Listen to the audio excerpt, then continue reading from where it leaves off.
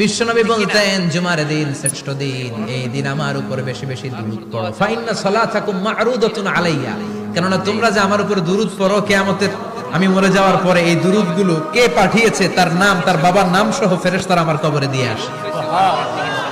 সাহাবারা বললেন, ইয়া রাসূলুল্লাহ কাইফা সালাতুনা মা'রুদাতুন আলাইক, আপনি মরে যাওয়ার পরে আমাদের দুরূদ কেমন করে আপনি দেখবেন? ওয়াকাদ আলিমতা, আপনি তো পচে গলে মাটির সাথে মিশে যাবেন। বিশ্বনবী বলেন, নবীদের লাশকে খেয়ে ফেলা, নবীদের লাশকে পচিয়ে ফেলা জমিনের সব মাটির জন্য আল্লাহ হারাম করে দিয়েছে। নবীদের লাশ পচে না, নবীদের লাশ গলে না।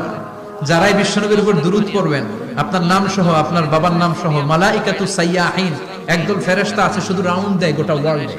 যারা বিশ্বনবীর উপর দুরূদ পড়েছে, এই দুরূদ নিয়ে, এই নাম নিয়ে বিশ্বনবীর কবরে তারা পৌঁছে দেয়। চিল্লায় পড়েন আল্লাহু আকবার।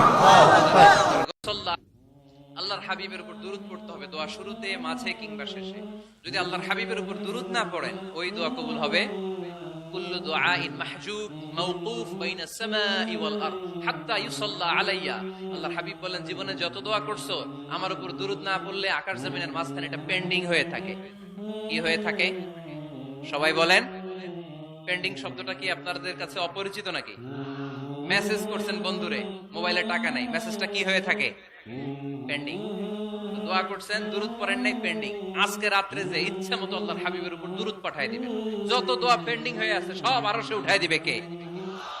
দোয়া কবুলের সর্বশেষ শর্ত হচ্ছে মুওয়াফাকাতুদ দোয়া বিদাওয়া। দোয়ার সাথে দাওয়া লাগবে। দোয়ার সাথে সবাই বলেন, দোয়ার সাথে কি লাগবে?